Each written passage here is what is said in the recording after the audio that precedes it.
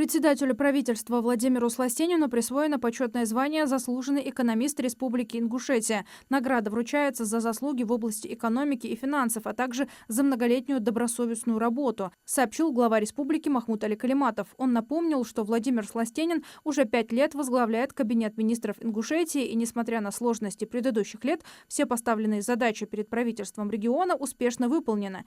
Он также поблагодарил премьер-министра за плодотворную и добросовестную работу.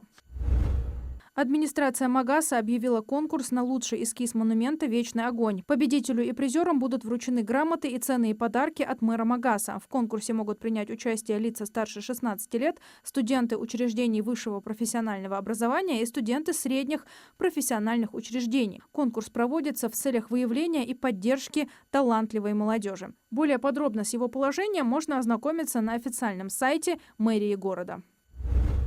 Спектакль «Гадкий утенок» в постановке Озерской Ингушского театра юного зрителя вошел в лонг-лист Российской национальной театральной премии «Золотая маска» и получил статус «Дипломат». Согласно действующему положению о премии и фестивале, спектакли, включенные решением экспертного совета в 2 лонг-листа, но не включенные в список номинантов премии, отмечаются дипломами 100 лучших спектаклей сезона.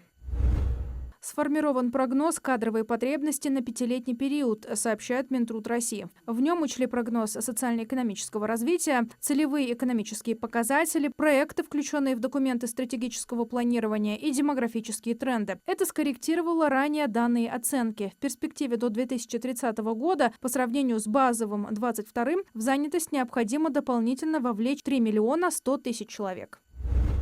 Минтранс предложил заложить в сметы реальную зарплату дорожных рабочих. Представитель министерства Евгений Нефедов отметил, что одной из основных приоритетных задач в этом году должно стать уменьшение разрыва между реальной заработной платой дорожного рабочего и суммой, заложенной на это в смету. Речь в первую очередь идет о дорожном строительстве. Нефедов отметил, что у министерства очень большие дорожные проекты, и из-за высокого роста заработной платы строители столкнутся с рядом сложностей.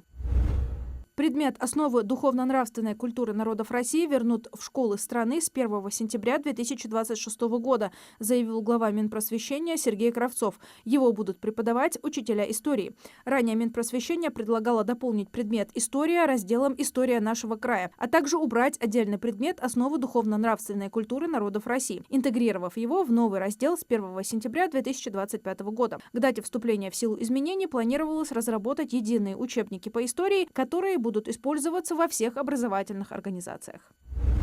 Автомобилисты, у которых есть полис ОСАГО, смогут оформлять электронные сообщения о ДТП через портал госуслуг и мобильные приложения своих страховых компаний. Законопроект принят Госдумой во 2 и 3 чтениях. Нормы документа предполагают, что сервис госуслуги «Авто» свяжут с единой системой идентификации и аутентификации. После подключения страховых компаний к системе ЕСИА оформить извещение о ДТП можно будет непосредственно на их сайтах и в мобильных приложениях.